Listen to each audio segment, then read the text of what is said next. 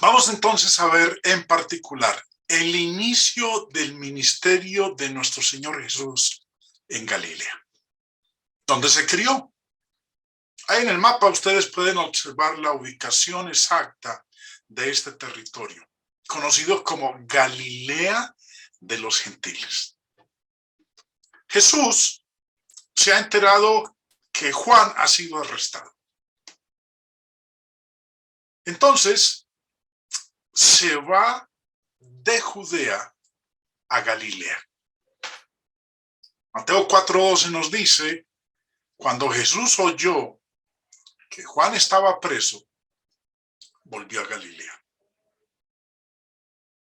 Pasó por Samaria a Galilea. No tomó la ruta que habitualmente tomaban los judíos para evitar pasar por la tierra de los samaritanos. Ya hablamos nosotros al respecto cuando estábamos estudiando un poco acerca de el origen de los samaritanos y la relación que existía entre ellos. Pasó por Samaria a Galilea y específicamente a la ciudad de Nazaret. Y dejando a Nazaret, volvió a Galilea, llega a Nazaret y dejando a Nazaret vino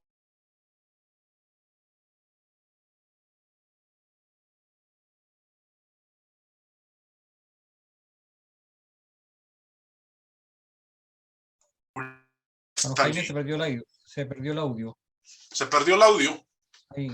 Ahí volvió. Ah, bueno, ¿ya volvió? Sí. ¿Hasta dónde me habían escuchado, Marcelo? Hasta vino. Hasta vino. Ah, bueno. Vuelve a Galilea, llega a Nazaret y después de Nazaret, el Señor se va para Capernaum, ciudad marítima en la región de Zabulón y de Neftalí. Recordemos que Zabulón y Neftalí eran dos de los 12 hijos de Jacob, de las 12 tribus de Israel. Cuando la tierra prometida fue repartida, esta parte del norte fue la que le correspondió a Zabulón y Neftalí, dos de los hijos de Jacob. Por eso dice en la región de Zabulón y de Neftalí. Ahora, llegar ahí fue el cumplimiento de una profecía. Dice el versículo 14, para que se cumpliese lo dicho por el profeta Isaías cuando dijo. No voy a leer la profecía porque está aquí en Mateo capítulo 4, pero la profecía se encuentra en Isaías capítulo 9. Como dice ahí el escritor, para que se cumpliese lo dicho por el profeta Isaías cuando dijo, tierra de Zabulón y tierra de Neftalí, camino del mar, al otro lado del Jordán, Galilea de los gentiles. Quiero que le presten bastante atención a este calificativo que se le da a Galilea, que fue donde el Señor Jesús creció. Galilea de los gentiles, no Galilea de los judíos. A pesar de que esta parte era de Neftalí y Zabulón, dos de las 12 tribus de Israel, no se le decía Galilea de los gentiles, Galilea de los judíos, sino Galilea de los gentiles. El pueblo asentado en tinieblas vio gran luz. Y a los asentados en región de sombra de muerte, luz les resplandeció. Ahora, eso era lo que decía la profecía. Galilea de las naciones o Galilea de los gentiles era la región principalmente de las tribus de Zabulón y de Neftalí. El área de Galilea estaba bordeada por varias naciones paganas. No solo había muchos gentiles viviendo en las cercanías de Galilea, sino que muchos vivían en la misma región. Ahora, esto pareciera explicar la opinión poco favorable que la mayoría de los judíos tenían sobre Galilea. Por eso en el verso 16, hablando de Galilea de los gentiles, la profecía decía, el pueblo asentado en tinieblas dio gran luz. Y a los asentados en región de sombra de muerte, luz les resplandeció. Porque como dije hace un momento, esta parte de Israel estaba bordeada por varias naciones paganas. Muchos gentiles vivían en las cercanías de Galilea. Muchos vivían en la misma región. Por eso dice, pueblo asentado en tinieblas vio gran luz. Asentados en región de sombra de muerte, luz les resplandeció. Recordarán ustedes que en una de las lecciones anteriores, cuando el Señor empieza a llamar a sus primeros discípulos, encontramos o leemos nosotros, devolviéndonos a esa lección que lo vamos a ver en esta diapositiva, cuando Jesús llama a sus primeros discípulos, que Felipe halló a Natanael. Dice Juan 1:45, Felipe halló a Natanael y le dijo, hemos hallado a aquel de quien escribió Moisés en la ley, así como los profetas, a Jesús, el hijo de José de Nazaret. Natanael le dijo, ¿de Nazaret puede salir algo bueno? Recuerden que Nazaret quedaba en Galilea de los gentiles. La reputación que tenían los habitantes de ese territorio no era muy aceptada por el resto de los judíos. Ahora, ¿y quién más que Natanael, también conocido como Bartolomé, quien fue uno de los apóstoles? Natanael era de Galilea y sabía cómo era la situación allá. Por eso Juan 21:2 nos dice, estaban juntos Simón Pedro, Tomás llamado el Dídimo, Natanael, el de Caná de Galilea, de los hijos de Zebedeo y otros 2 de sus discípulos. Ante el escepticismo de Natanael, pues Felipe simplemente le dijo ahí en el versículo 46, ven y ve.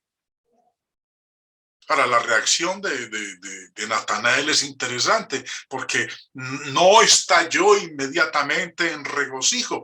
Como dice ahí el Juan 21:12, él era Galileo y muy consciente de la reputación de Nazaret. Galilea, en general, carecía de la cultura judía. Tenía un dialecto tosco de habla y una gran población de gentiles. Sin embargo, hubo mucha gloria y honor para esta región. Como decía la profecía de Isaías 9, el pueblo asentado en tinieblas vio gran luz, y a los asentados en región de sombra de muerte, luz les resplandeció. Y esto ocurrió cuando Jesús fijó su residencia en Capernaum. En su libro Cristología del Antiguo Testamento, el señor Hengstenberg hace el siguiente comentario. Cristo pasó la mayor parte de su ministerio público en Galilea. Allí estaba Capernaum, su lugar habitual de residencia. En Galilea estaban la mayoría de sus discípulos. Allí hizo muchos milagros. Allí la predicación del evangelio tuvo mucho éxito. Totalmente similar es el pasaje en el primer versículo del 5º capítulo de Miqueas. Como allí el nacimiento del Mesías conferiría honor a la hasta ahora oscura Belén. Así aquí Galilea, hasta ahora menospreciada, sobre la cual los judíos reprocharon que ningún profeta se levantó allí, sería elevada a honor y hecha ilustre por la manifestación del Mesías. Así fue Jesús a Galilea. Era la hora de que él se manifestara más plenamente. Y Capernaum se convirtió en su base de operaciones y el pueblo de Galilea estaba listo para recibirlo. Y mientras recorría la región, enseñando en las sinagogas, llamó a los judíos a que se arrepintieran y creyeran al evangelio. Dice ahí, desde entonces comenzó Jesús a predicar y a decir: arrepentíos, porque el reino de los cielos se ha acercado. Y mientras él trabajaba predicando, anunciando su palabra, su fama empezó a extenderse por toda la tierra. Así es como inicia el Señor Jesús entonces su ministerio en Galilea. Ahora, estando allí en Galilea, va a ocurrir el segundo milagro de nuestro Señor. El primero fue convertir el agua en vino en las bodas de Caná. Aquí va a suceder el segundo milagro, la sanidad del hijo del oficial del rey. Y la situación es una que toca el corazón de todos los padres. La enfermedad, la muerte, entran en cada uno de los hogares del ser humano, ya sea un trabajador común o un funcionario distinguido.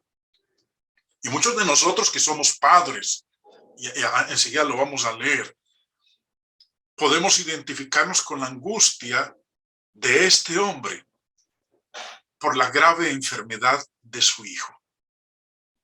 ¿Qué padre no hubiera decidido hacer todo lo posible para salvar a su hijo de la muerte? Dice el versículo 46. Vino pues Jesús otra vez a Caná de Galilea, donde había convertido el agua en vino. Y había en Capernaum un oficial del rey cuyo hijo estaba enfermo. Cuando él oye que Jesús está en Galilea, dice: este hombre Jesús, de quien tanto he oído, a lo mejor pueda curar a mi hijo. Cuando oyó que Jesús había llegado de Judea a Galilea, vino a él. La distancia de Capernaum en el mar de Galilea, conocido también como el mar de Tiberias, el trayecto de Capernaum a Caná es de 32 kilómetros. Ustedes pueden observar ahí que es como un terreno plano, no es plano, es un terreno montañoso. Desde Capernaum hasta Caná, el trayecto es de subida. Capernaum está a las orillas del mar de Galilea. Caná está casi a 868 metros sobre el nivel del mar. Como dije hace un momento, la distancia de Capernaum a Caná es de 32 kilómetros cuesta arriba. Y cuando él llega, donde el Señor le dice, le rogó que descendiese y sanase a su hijo que estaba a punto de morir. Lo que sorprende es la respuesta que el Señor le da. Verso 48. Entonces Jesús le dijo: si no viereis señales y prodigios, no creeréis. Cuando uno lee esta porción, piensa, bueno, aquí como que el Señor se impacientó ante el llamado urgente de este hombre angustiado por su hijo.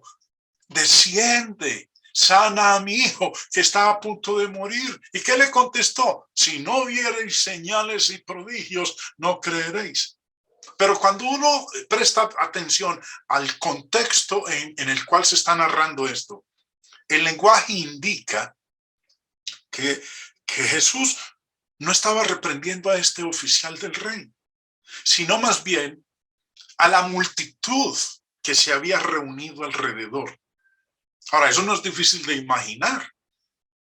Multitudes siguieron a Jesús y ahora, con la llegada de este oficial y su pedido urgente, la emoción y la curiosidad de la multitud habían crecido en anticipación ansiosa de la respuesta del Señor.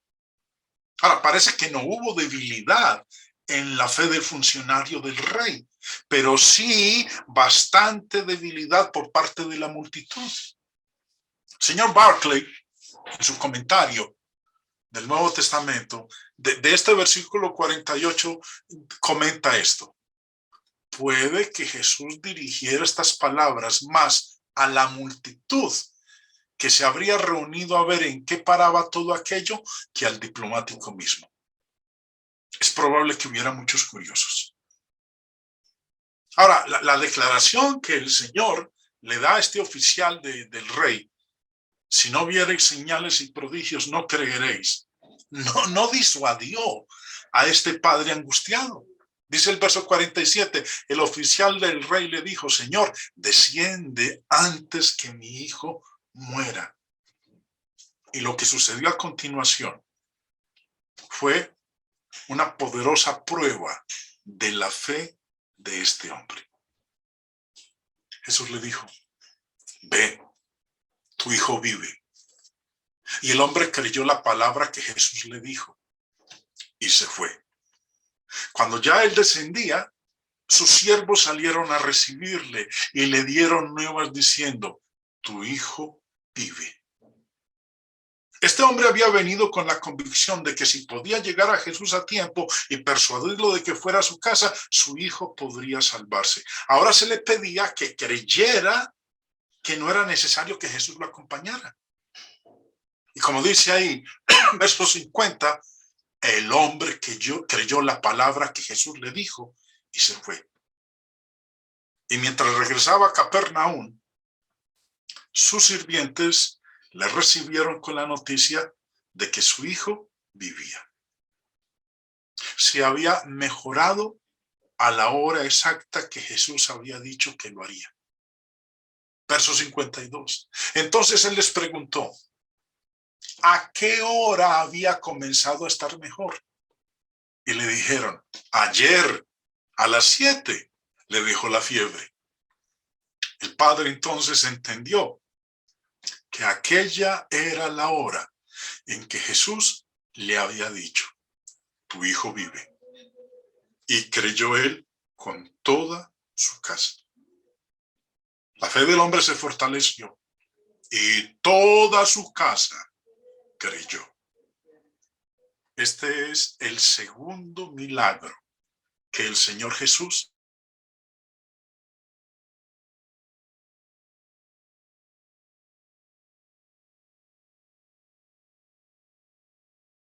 en las bodas de Caná, cuando convirtió el agua en vino, y ahora nuevamente en Caná. Bueno, básicamente estaba en Caná, pero el milagro ocurre con el hijo del oficial que está en Capernaum. Su segundo milagro. Pero ¿qué ocurre a partir de este momento? El primer rechazo del Señor Jesús en Nazaret, donde se crió, donde pasó su niñez, porque ya cuando se hizo adulto, se fue a vivir, cuando llegó a la juventud, se fue a vivir a Capernaum.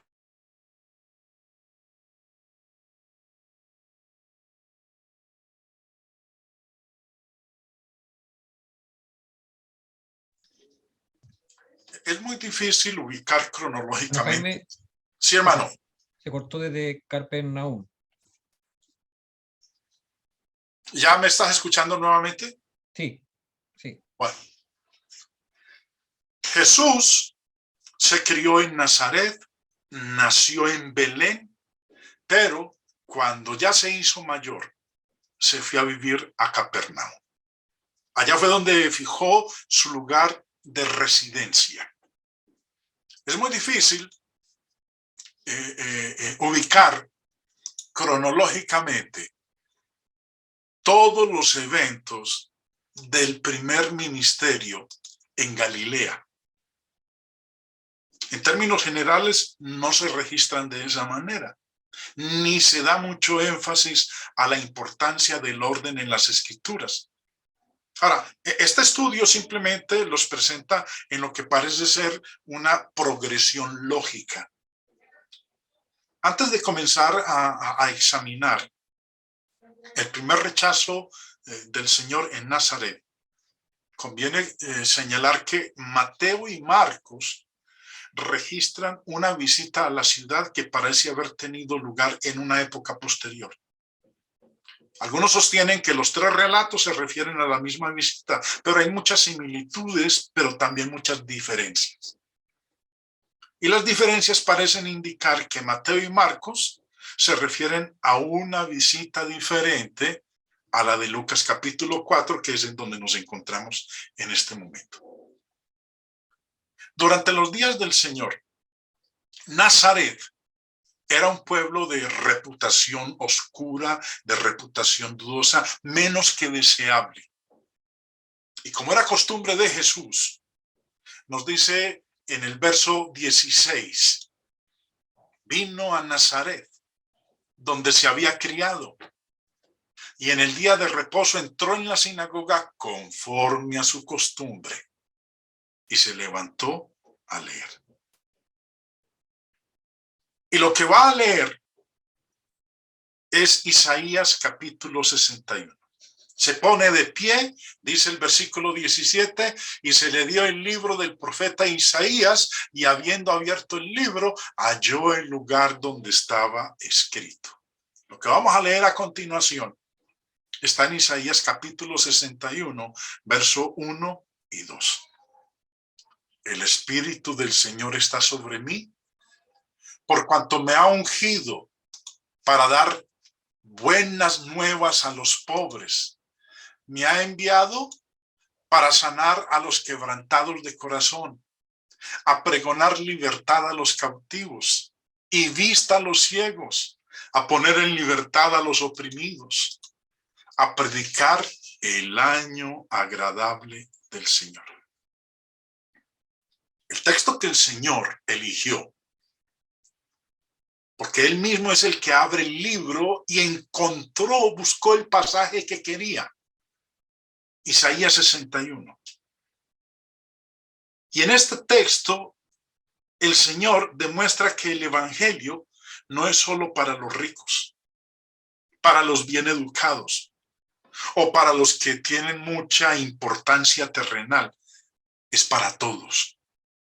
Entonces, en este pequeño pueblo de Nazaret, en la sinagoga a la que Jesús había asistido en su juventud, Él se reveló, se mostró y les dijo quién era Él realmente. Escogió un pasaje que representaba al Mesías como ministro de los enfermos, de los afligidos, maestro de los abandonados, salvador y consolador de los oprimidos. Con los ojos de la gente en la sinagoga fijos en Él, nos dice, y enrollando el libro, lo dio al ministro y se sentó, y los ojos de todos en la sinagoga estaban fijos en Él. Y les dice, miren lo que les va a decir. Hoy se ha cumplido esta escritura delante de vosotros. Es obvio que al principio la gente no entendió el significado total de lo que Jesús había dicho, pero lentamente una duda latente e incluso un desprecio comienza a expresarse. Jesús escuchó sus palabras y conocía sus corazones. Dice, todos daban buen testimonio de Él y estaban maravillados de las palabras de gracia que salían de su boca y decían, ¿no es este el hijo de José? Él les dijo, sin duda me diréis este refrán, médico, cúrate a ti mismo. De tantas cosas que hemos oído que se han hecho en Capernaum, haz también aquí en tu tierra. Jesús continúa y se dirige a la incredulidad de ellos de manera más contundente. Y añadió, de cierto os digo, que ningún profeta es acepto en su propia tierra. Recordemos que cuando los profetas del Antiguo Testamento se encontraron con la indiferencia o la hostilidad del pueblo, siempre procuraron que los gentiles los escucharan. Si los judíos no los querían escuchar, entonces iban donde los gentiles, procurando que ellos los escucharan. De cierto os digo que ningún profeta es acepto en su propia tierra. Y entonces les da 2 ejemplos. Uno, Elías, cuando fue a visitar a la viuda de Sarepta. Elías fue enviado por Dios a un hogar gentil en busca de refugio, enviado a la viuda de Sarepta porque ella tenía la fe para compartir hasta el último bocado de harina y aceite con el profeta de Dios. Dice el verso 25. Primer ejemplo que el Señor les da. Y en verdad os digo, ustedes me dicen, y me devuelvo al texto, de cierto os digo que ningún profeta es acepto en su propia tierra. Y eso ocurrió con Elías. Y en verdad os digo que muchas viudas había en Israel en los días de Elías, cuando el cielo fue cerrado por 3 años y 6 meses, y hubo una gran hambre en toda aquella tierra. Pero a ninguna de ellas fue enviado Elías, sino a una mujer viuda en Sarepta de Sidón. Ustedes pueden observar ahí en el mapa dónde queda Sarepta, en la región de Sidón, territorio gentil.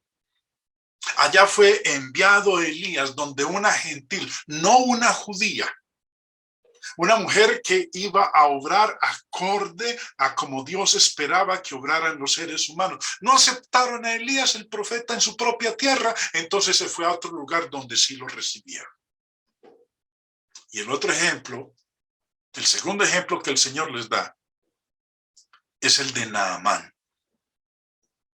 Eliseo, con muchos leprosos judíos viviendo y muriendo, ayudó a Naamán el sirio.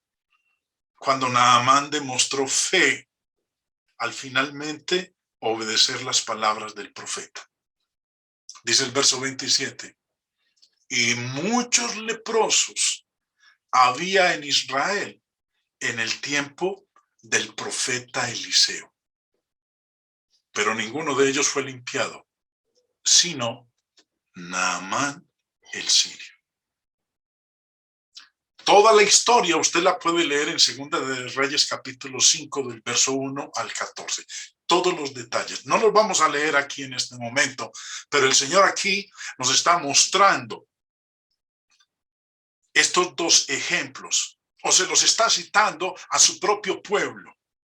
Y la implicación era que el Mesías sería rechazado por su propio pueblo, pero recibido y honrado por los gentiles. Las bendiciones de Dios serían derramadas sobre los gentiles cuando los judíos rechazaran y despreciaran al elegido.